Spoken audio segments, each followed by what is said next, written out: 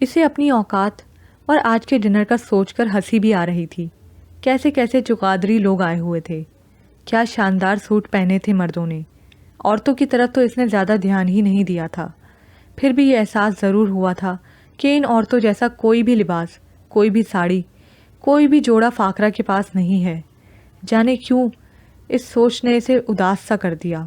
وہ اپنے اندر ہولے ہولے اترنے والی اداسی کو صاف طور سے محسوس کر رہا تھا۔ وہ اپنے گھر کے دروازے پر پہنچا تو گلی کے کتوں نے بھونکنا شروع کر دیا۔ ہٹ تیرے کی، اس نے ایک روڑا اٹھایا اور بھونکتے کتوں کو مارتے ہوئے بولا، اپنی ہی گلی کے ہو اور یوں بھونک رہے ہو جیسے میں نہیں کوئی چور آیا ہے۔ کتے پرے ہٹ گئے۔ اس نے دروازے پر دستک دی۔ کون؟ فاخرہ کی آواز آئی۔ جاوید کو یوں لگا جیسے وہ دروازے کے پاس ہی کھڑی تھی۔ کھولو فاخرہ، میں ہوں، جاوید نے کہا۔ فاخرہ نے دروازہ کھولا تو وہ تیز ہوا کے ریلے کی طرح اندر داخل ہوا۔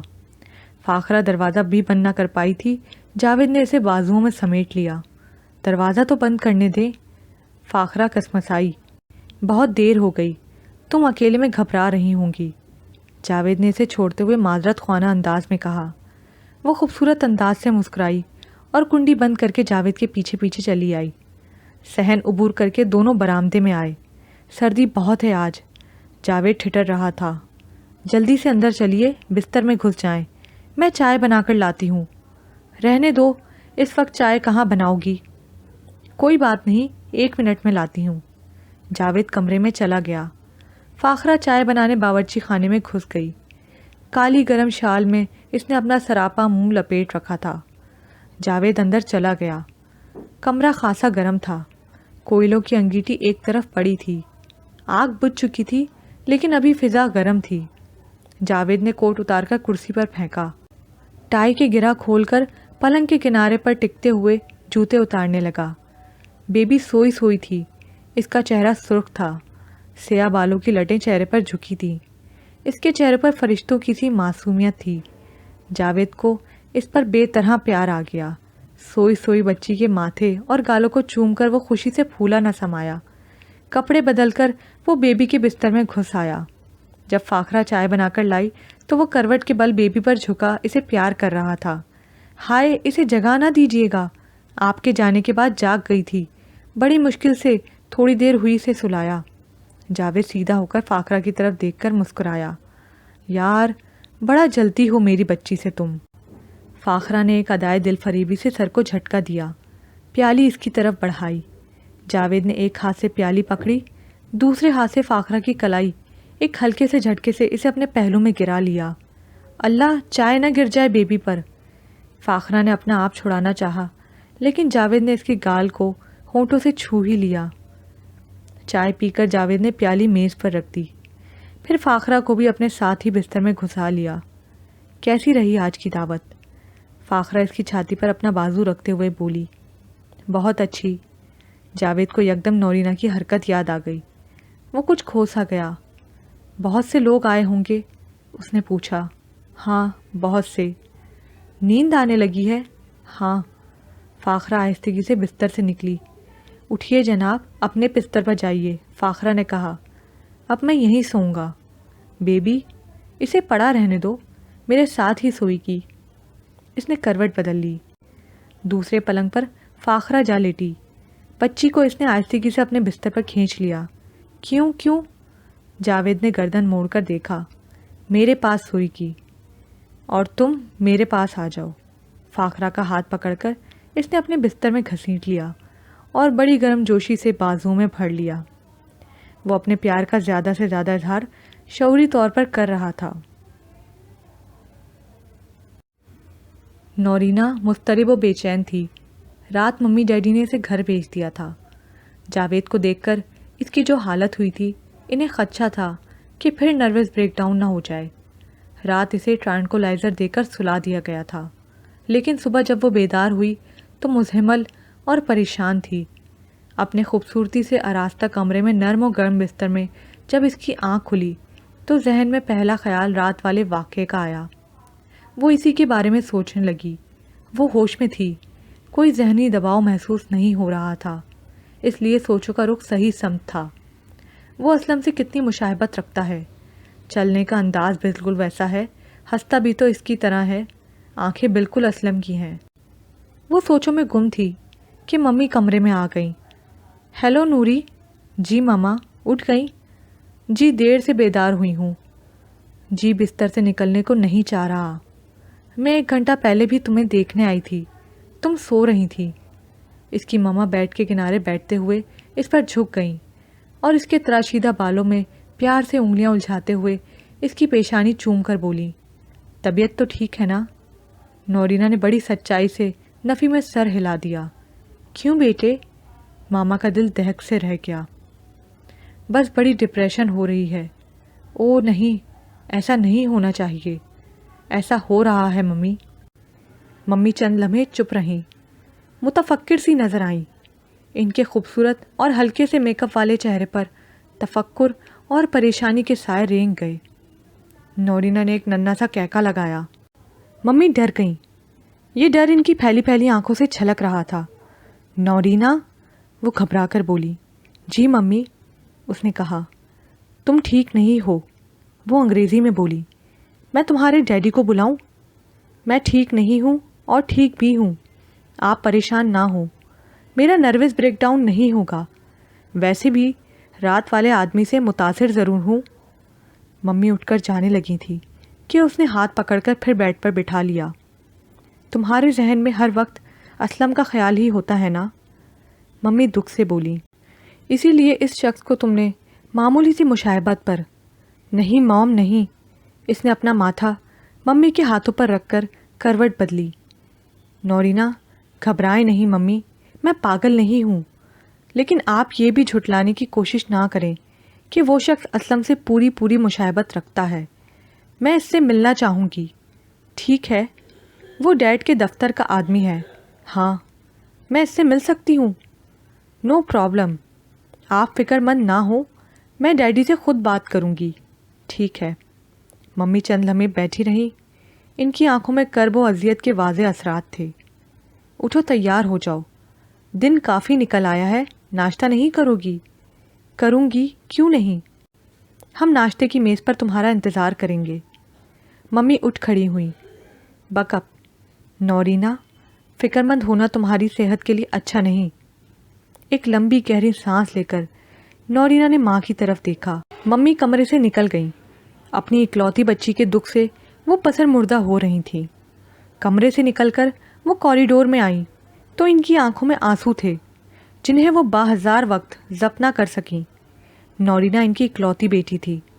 پہلے بچے کے مرنے کے بعد اوپر تلے کے 2 آپریشن ہوئے تھے، اور جب بڑی منتوں، مرادوں اور علاج و معالجے کے بعد نورینا پیدا ہوئی تو ان کی خوشیوں کا ٹھکانہ نہیں تھا۔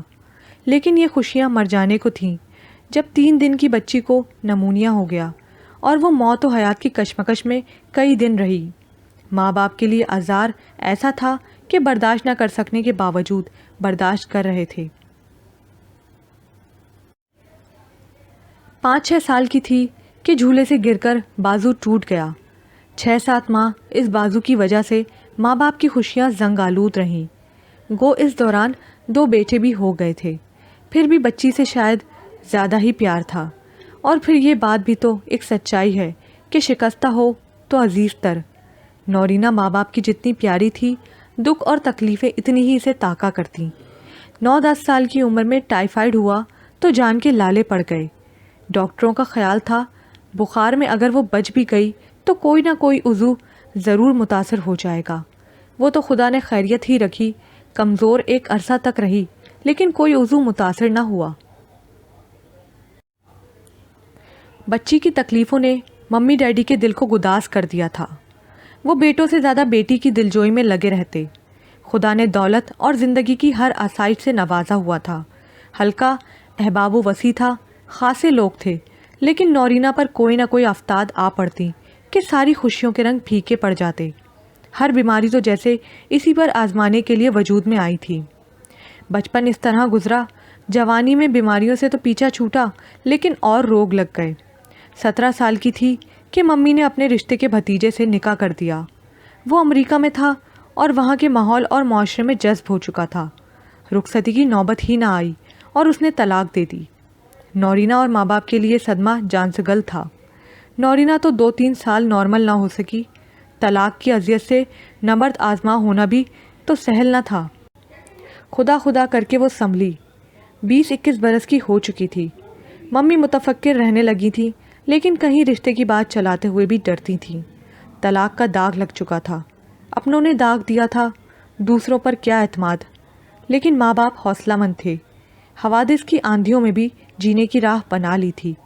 سوشل تھے، لوگوں کے ہجوم میں گھر کر اپنی پریشانیاں مٹایا کرتے تھے۔ نوشتہ تقدیر پر راضی ہونا بھی سیکھ لیا تھا۔ پھر نورینہ کی زندگی نے ایک خوبصورت کروٹ لی تھی۔ 2 سال پہلے اس کی اچانک ہی ملاقات اسلم سے ہوئی تھی۔ اس ملاقات نے آہستہ آہستہ محبت کا بیج بویا۔ وقت کے ساتھ ساتھ یہ پودا بنا، پھلا پھولا، اور اس کی ہریالی اور مہک کے چرچے ہونے لگے۔ نورینہ 22-23 برس کی ہو رہی تھی۔ اسلم اچھا آدمی تھا، اس کی اپنی انجینئرنگ کمپنی تھی، وہ عمارتوں اور پلوں کے ٹھیکے بھی لیا کرتا تھا۔ اسٹیٹس سے انجینئرنگ کی تھی، خاصا اسمارٹ اور سیلف میڈ آدمی تھا۔ اس نے نورینہ کو چاہا اور طلاق کے داغ کو نظر انداز کرتے ہوئے اسے اپنانے کے لیے پرپوزل دے دیا، جو بغیر کسی تردد کے قبول کر لیا گیا۔ منگنی دھوم دھام سے ہوئی۔ اس دن نورینہ کی خوشیوں کا کوئی ٹھکانہ نہیں تھا۔ اندرونی خوشیوں کی ساری چمک چہرے پر نکھر آئی تھی۔ وہ ایک دم بے حد حسین لگنے لگی تھی۔ مایوسیوں اور نامرادیوں کے بادل چھٹ جانے کے بعد نکھرے نکھرے آسمان پر چمکتے چاند کی روشنی بھی تو بڑی جاندار ہوتی ہے۔ ممی بھی خوش تھی، چہکتی پھرتی تھیں، اور ڈیڈی بھی مسرور تھے۔ نا امیدی کے اندھیروں سے دمکتے مہتاب کا چہرہ جو دکھائی دیا تھا۔ لیکن یہ خوشیاں دیر پا نہ تھیں۔ چند ماہ بھی ان کی حیات نہ تھی۔ اسلم کاروباری سلسلے میں UK گیا، وہاں سے جرمنی اور مڈل ایسٹ ہوتا ہوا واپس آیا۔ وہ بہت بڑی بزنس کر آیا تھا۔ اس نے آتے ہی نورینہ کے کان میں سرگوشی کی، تم میرے لیے بہت لکی ثابت ہوئی ہو، میں نے لاکھوں ڈالر کی بزنس کی ہے، یہ سب تمہاری وجہ سے ہوا ہے۔ وہ اترا کر اسے تکنے لگی تھی، لیکن یہ خوشیاں عارضی تھیں، احباب بر آب تھیں۔ اسی ماہ گاڑی کے ایکسیڈنٹ میں اسلم ختم ہو گیا۔ یہ سب کچھ ایسا اچانک اور ایسا غیر متوقع تھا کہ نورینہ تو کیا، اس کے ممی ڈیڈی بھی جیسے ذہنی دھچکے سے پاگل ہو گئے۔ قیامت ٹوٹی پڑی تھی۔ دھان پھانسی نورینہ، جس کا وجود پہلے ہی جھٹکے کھا کھا کر اپنی ہمت و طاقت کھو چکا تھا، اس صدمے کو سہار نہ سکی۔ اس پر دیوانگی کے فٹ پڑا، اور پھر کئی ماہ ذہنی توازن کے توازن میں آنے کے مرحلے سے گزرتی رہی۔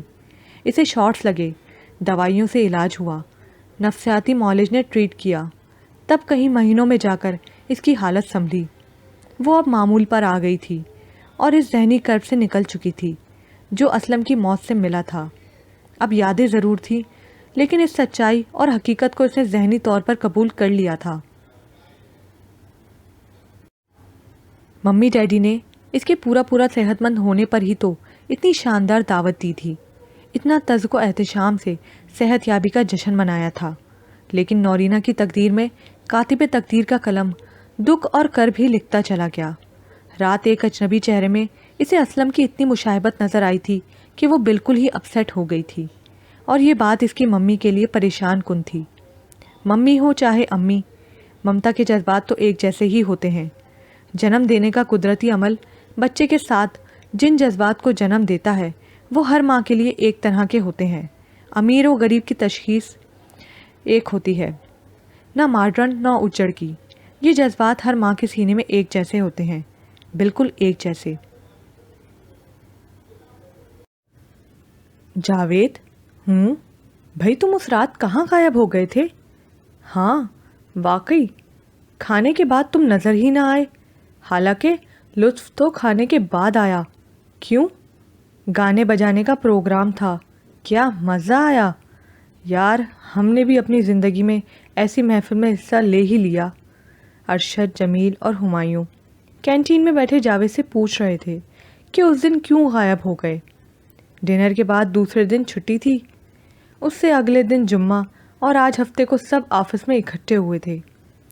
لگتا ہے مس نورینہ سے ڈر کر بھاگ گئے تھے، ارشد نے چھیڑا۔ جاوید کے کان سرخ ہو گئے۔ اس نے چائے کا گھونٹ لیتے ہوئے تیز نظروں سے ارشد کو دیکھا۔ مجھے تو بیچاری پر بڑا ترس آیا، جمیل نے کہا۔ کہاں تھی وہ؟ اس کے بعد وہ بھی نظر نہیں آئی۔ ارشد نے جواب دیا۔ جاوید نے ان کی طرف دیکھا لیکن بولا کچھ نہیں۔ ارشد کو مذاق سوجھا، ہنس کر بولا، بن جاؤ اسلم یار۔ جمیل نے شوخی سے کہا، وہ کیا بنے گا؟ خدا قسم مجھے کبھی اسلم کہتی نا تو اسی وقت قدموں میں گر جاتا۔ میں بندہ بے دام ہوں، باخدا مجھے اسلم ہی سمجھ لیجئے، زندگی بن جائے گی میری۔ جمیل نے ہاتھ جوڑ کر اتنے مضحکہ خیز انداز میں کہا کہ ہمایوں اور ارشد تو ہنسے ہی، جاوید بھی جو سنجیدہ بیٹھا ہوا تھا مسکرائے بغیر نہ رہ سکا۔ تینوں باری باری تمسخرانہ انداز میں باتیں کرنے لگے۔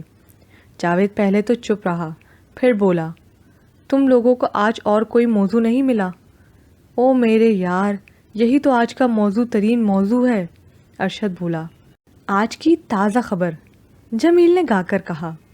ہمایوں نے میز بجاتے ہوئے جمیل کی بات دہرائی۔ تازہ خبر، تازہ خبر۔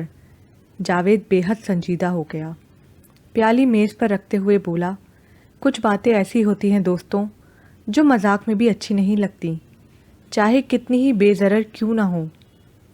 تینوں ذرا شرمندہ سے ہوئے، لیکن ایک لمحے کے بعد جمیل نے کہا، یہ مذاق بھی ہے اور حقیقت بھی۔ کیا تمہیں مس نورینا نے اسلم نہیں کہا؟ نہیں سمجھا؟ بتاؤ نا۔ وہ ذہنی مریضہ رہ چکی ہے اور تم سب کو علم ہے ان کے ساتھ کتنی بڑی ٹریجڈی ہو چکی ہے۔ تینوں شرمندگی سے ایک دوسرے کو دیکھنے لگے۔ اور تم لوگ یہ جانتے ہو کہ میں شادی شدہ ہوں، میری ایک بچی ہے، میں اپنے حالات سے مطمئن ہوں اور ایک بھرپور زندگی گزار رہا ہوں۔ او یار چھوڑو، تم کہاں سے کہاں پہنچ گئے، ہم تو ویسے ہی چھیڑ رہے تھے۔ ارشد نے پیالی خالی کر کے سگریٹ نکالا، سگریٹ کے سروں کو ہونٹوں اور زبان سے گیلا کیا، پھر سگریٹ کی ڈبی پر ایک دو بار مارا۔ ہم نے تو سرسری سی بات کی ہے۔ جمیل نے ماچس جلا کر پہلے ارشد کے ہونٹوں میں دبا سگریٹ سلگایا، پھر اپنا سگریٹ سلگانے کے لیے جلتی ماچس کی تیلی دونوں ہاتھوں کے بند پیالے میں سگریٹ تک لے گیا۔ سگریٹ سلگا کر اس نے ایک لمبا کش لیا اور ارشد نے دھواں جاوید کے چہرے پر چھوڑتے ہوئے جمیل کو آنکھ ماری۔ دونوں مسکرانے لگے۔ تم تو اتنے سنجیدہ ہو گئے ہو، جیسے جمیل کچھ کہتے ہوئے جھجکا، لیکن ہمایوں نے ہنستے ہوئے بات پوری کر دی، جیسے اس نے برمالا تمہارے گلے میں ڈال دی ہو۔ سب نے ایک کہکا لگایا۔ جاوید جھلا کر اٹھ کھڑا ہوا۔ چھٹی کا وقفہ ختم ہو رہا تھا۔ جاوید آگے آگے اور تینوں پیچھے پیچھے آفس کی عمارت میں آ گئے اور اپنے اپنے ٹھکانوں پر بیٹھ کر کام کرنے لگے۔ جاوید بھی اپنی سیٹ پر آ بیٹھا۔ اس کا جی کچھ اچاٹ اچاٹ سا تھا۔ اس رات کا واقعہ ذہن پر اثر انداز تھا اور چھٹی حص کچھ نہ کچھ ہونے کا الارم دے رہی تھی۔ جاوید نے اپنے سامنے رکھی تینوں فائلوں پر نگاہ ڈالی، پھر ہلکے نیلے کور والی فائل اپنے سامنے کھول کر بیٹھ گیا۔ اس ماہ کی جتنی ٹرانزیکشن ہوئی تھی اسی فائل میں تھی۔ وہ فائل کھول کر کام میں مصروف ہو گیا۔ باؤ جی، چپڑاسی نے قریب آ کر پکارا تو وہ سر اٹھا کر اسے استفہامیہ نظروں سے دیکھنے لگا۔ اشفاق صاحب نے بلایا ہے مجھے؟ ہاں، یہ فائل دیکھنی ہے، کہا ہے کہ یہ فائل لے کر آئیں۔ اچھا آتا ہوں۔ وہ جلدی جلدی فائل پر پین سے نشان لگانے لگا۔ تھوڑا سا ہی کام تو باقی تھا۔ تیزی سے قلم چلاتے ہوئے اس نے کام ختم کیا اور فائل اٹھا کر بغلی کمرے میں چلا گیا۔ یہ چھوٹا کمرہ تھا، اشفاق صاحب یہاں ہی بیٹھتے تھے۔ سارکو والی فائل یہی ہے نا؟ جی۔ اندر لے جاؤ، بڑے صاحب چیک کرنا چاہتے ہیں۔ اشفاق نے فائل کھول کر ایک نظر دیکھی اور پھر اس کی طرف بڑھا دی۔ نور احمد کے آفس میں جاتے ہوئے جاوید کا دل بے طرح دھڑک اٹھا۔ چند لمحے وہ تذبذب کے عالم میں رہا۔ کیوں جاوید صاحب، کام پورا نہیں کیا؟ اشفاق نے پوچھا۔ نہیں سر، کمپلیٹ ہے، وہ بولا۔ پھر لے جاؤ، کھڑے کیوں ہو؟ جاتا ہوں سر۔ وہ ٹیک کا دروازہ کھول کر آہستگی سے آگے بڑھا۔ دروازے پر کھڑے کھڑے اس نے پوچھا، میں اندر آ سکتا ہوں سر؟ نور احمد ریوالونگ چیئر پر بیٹھے پائپ پی رہے تھے۔ شاندار آفس تھا، ہیٹر نے کمرے کی فضا خوشگوار بنا رکھی تھی۔ آفس ٹیبل کافی بڑی تھی، ایک طرف فون رکھے تھے، دوسری طرف فائلیں۔ ٹرے میں آج کی ڈاک پڑی تھی۔